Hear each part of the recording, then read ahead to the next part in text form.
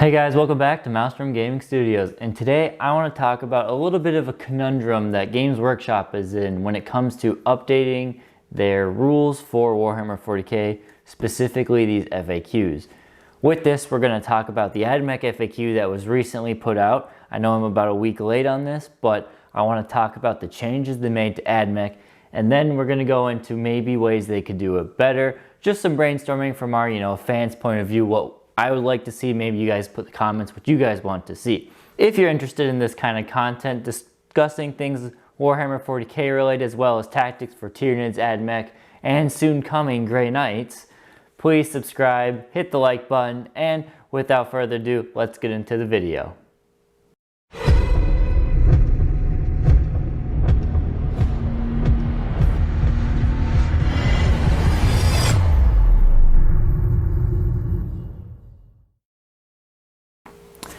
So before we get started, if you guys don't care about the exact nerfs that happened to the Ad Mech, skip ahead to the end of the video where I will talk about, some things I'd like to see in terms of changes for how GW goes about implementing rules updates and things like that. For those of you who are interested in what changes happened to the Ad Mech and if those are going to impact the way the Ad Mech play, if they're going to be as powerful as they were before, well, stick around and let's get into those.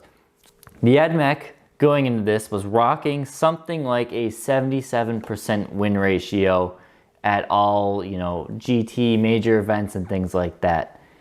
77% is a lot higher.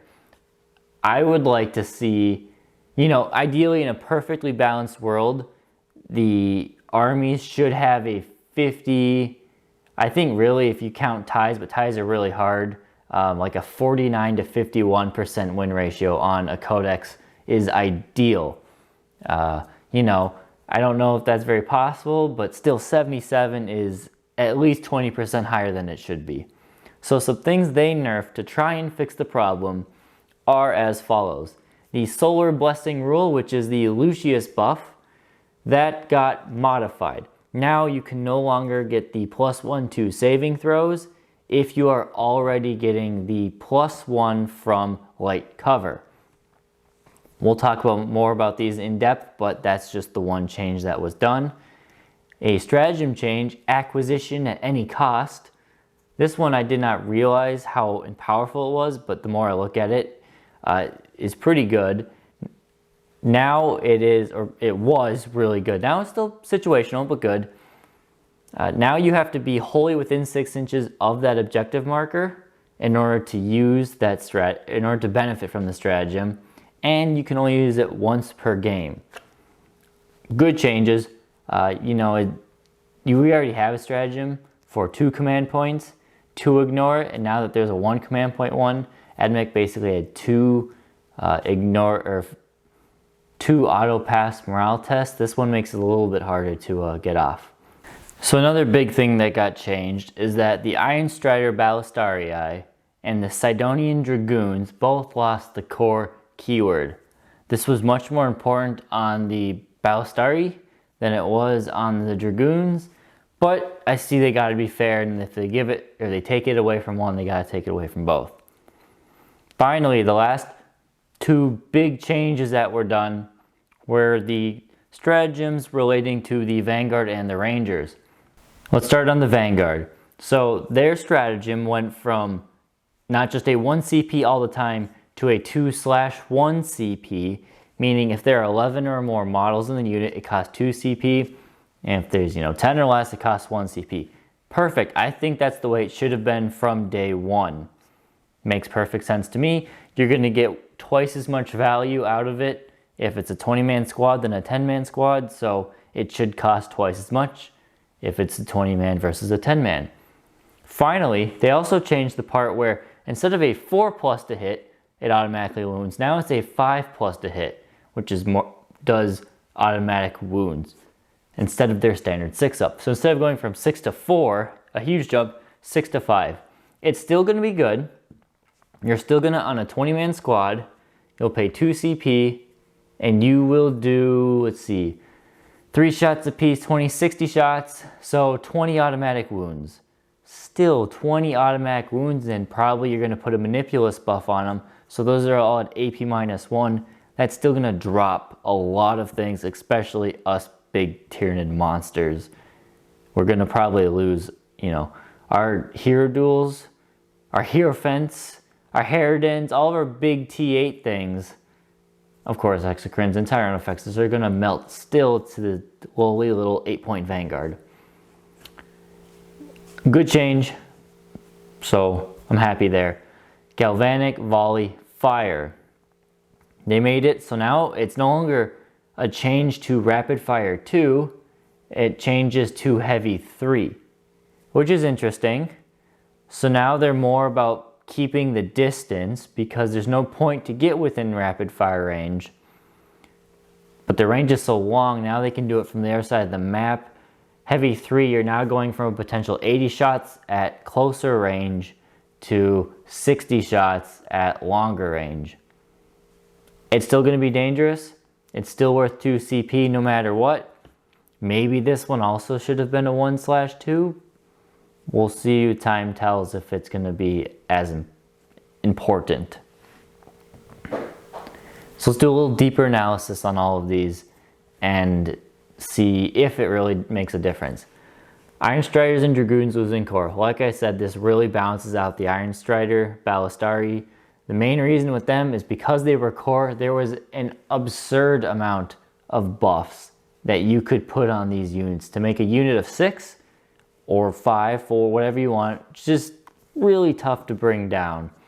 Now losing the core keyword, not only are they not as efficient in their survivability, but they're not as effective in their damage output because they no longer have the ability to reroll ones to hit and wound on their shooting.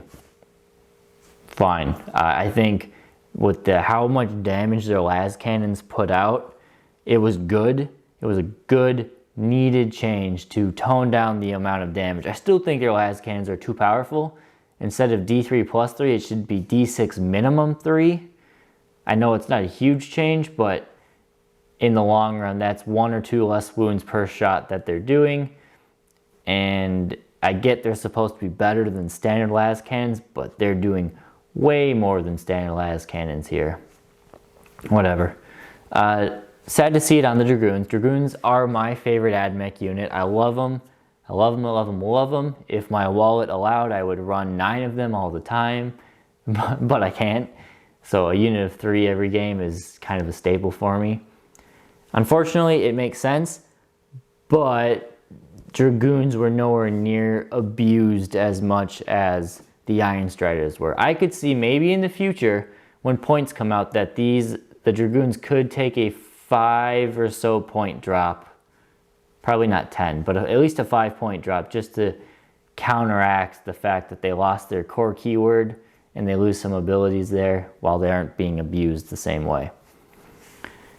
In changes to enriched rounds, like I said, this is great. 1 to 2 CPs the way it should have been from the beginning. 5 ups instead of 4 ups was a nice surprise. It probably won't be an auto use every turn, but you will probably see it being used once or twice a game, depending on the opponent. Obviously, they're going up against Tyranids, and they want to delete one of our big bugs without using their las cannons, then this is an easy way for them to do it. Galvanic Volley Fire, 60 shots max. You can still make them AP -2. You can, their strength 4, so they're going to be gunning down hordes very quick.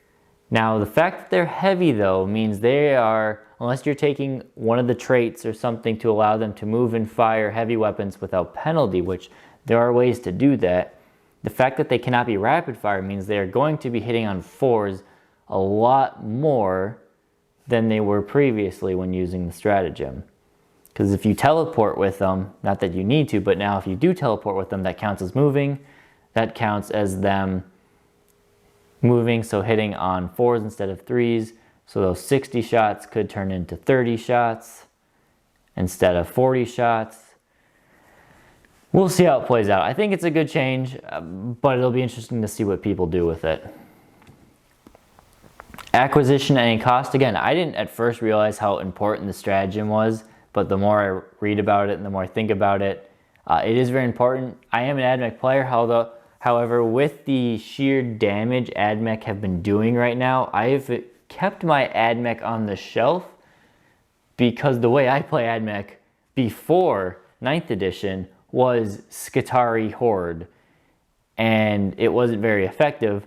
Now it's too effective, and I don't really want to be, you know, that guy bringing that list, even though it is something I love, which is a shame because I bought this army to be, you know, my competitive army, not the Tyranids actually. They're just my fun army. The Ad Mech were bought to be competitive, but now that the Ad Mech are in a point where it's almost they're too competitive, I don't want to bring them out.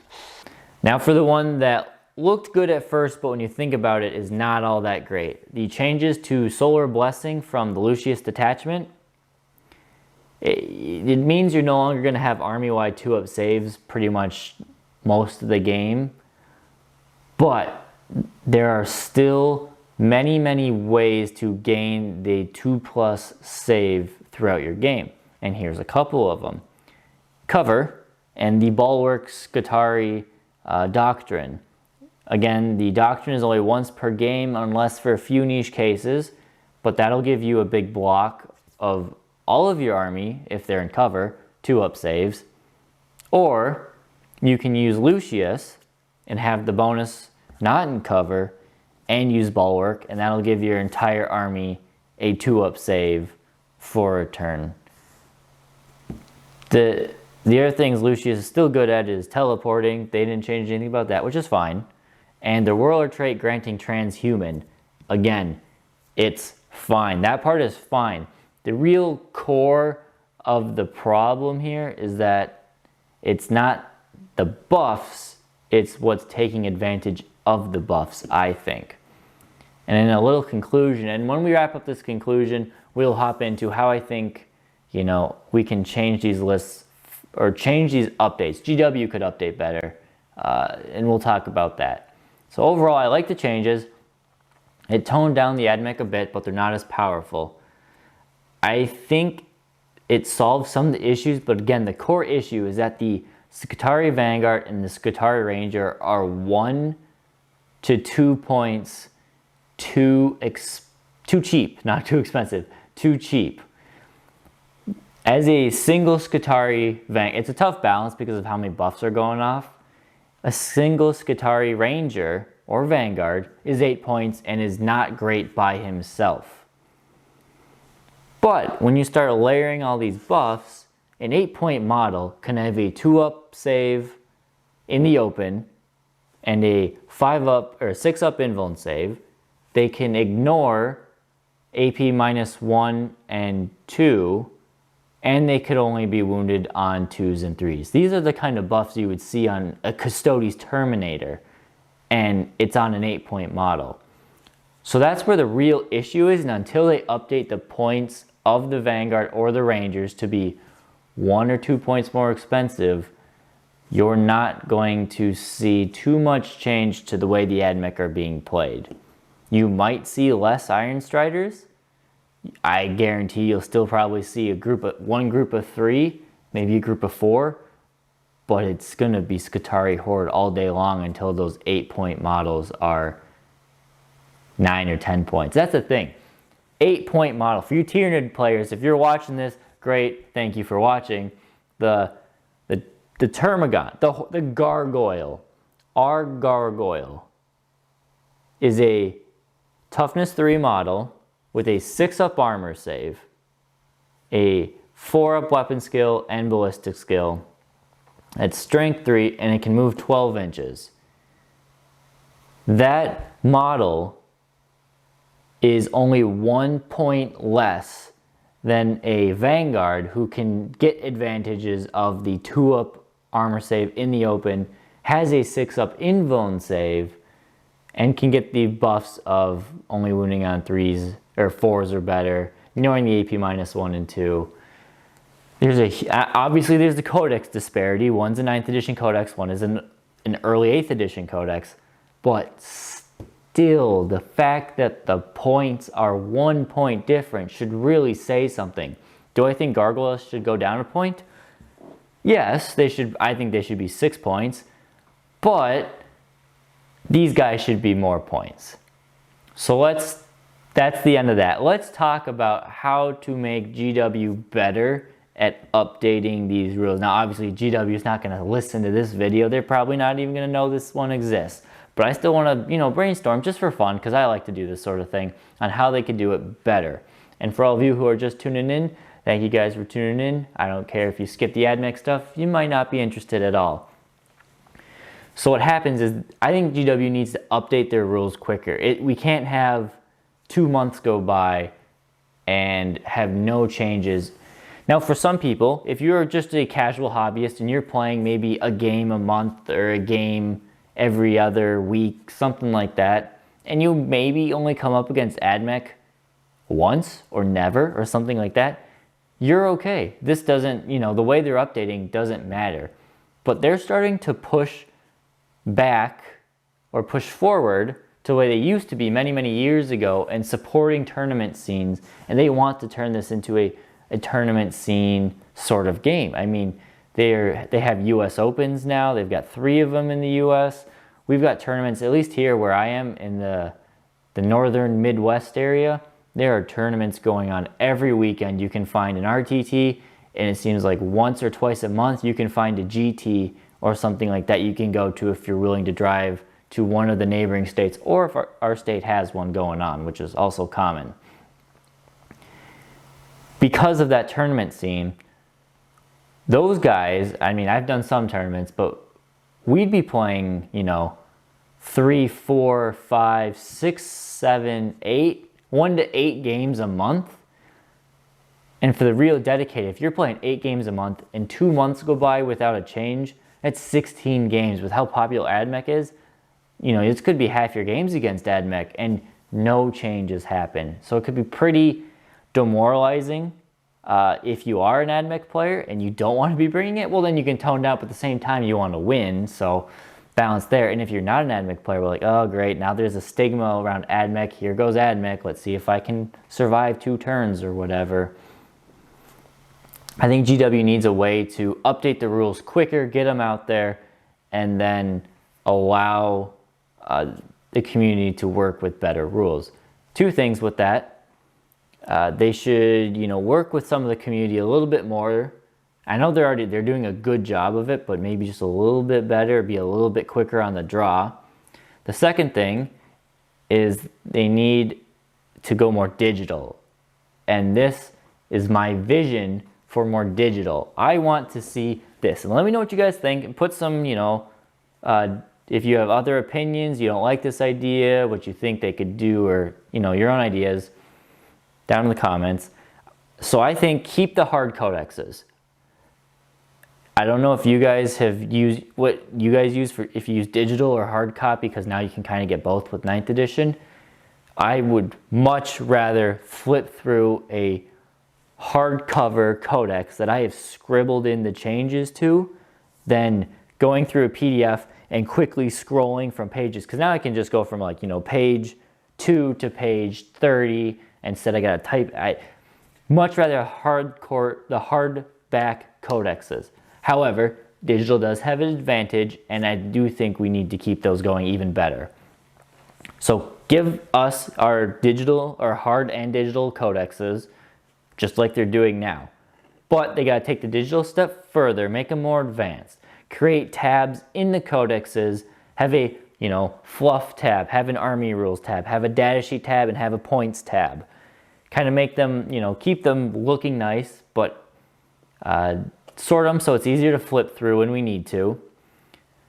Now you need to have the ability to update these rules and datasheets. I think when GW comes out with an FAQ, they should be able to update these codexes and change them in the codexes, so when you look at the book, you don't even notice that something's changed.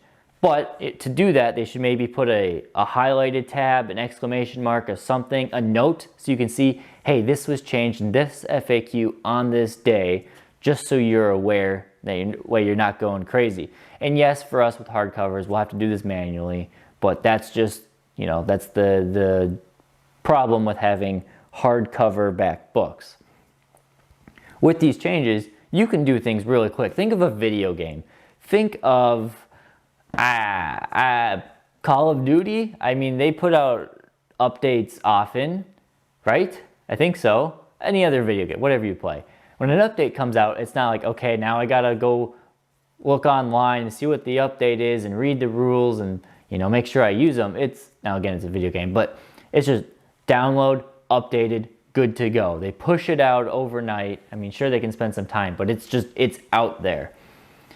If GW could, hire a team, not a big team, but a team whose job it is to update these codexes, push them out, send out a notification to the people who have the book saying, hey, we put out an FAQ or an errata. Here's what's changed in your codex.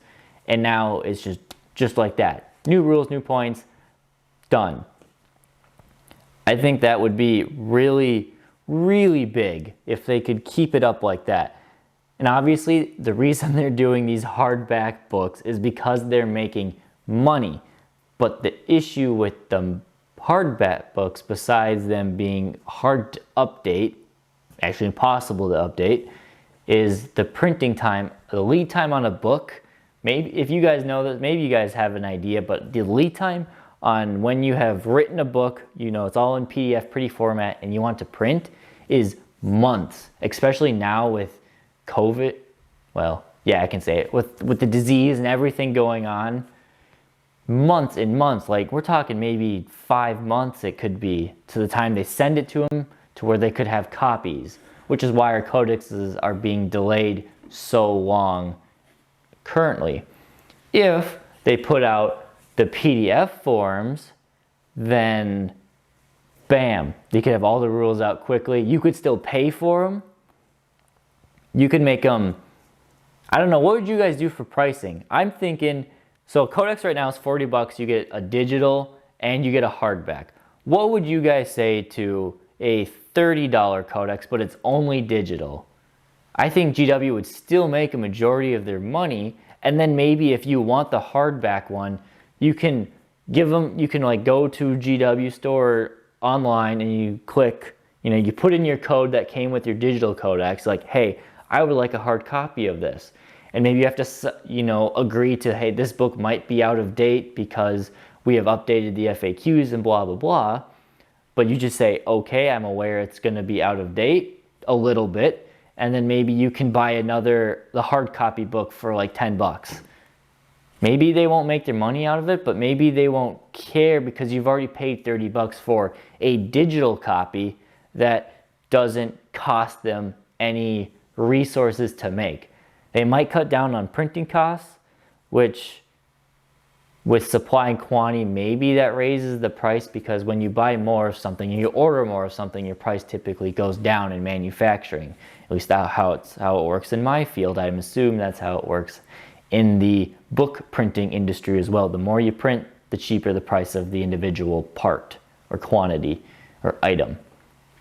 So that's kind of my play around is I think go more digital, but still have the option for people who want the hardback books to have the hardback books.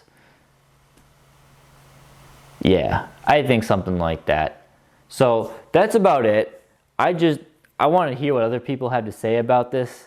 It's something that I was hoping when they said digital codexes in 9th edition, that this is what they were going towards. Obviously, their app is not up to speed yet in order to handle that. And if their app's not up to speed, then obviously they couldn't handle updating codexes and stuff like this just yet.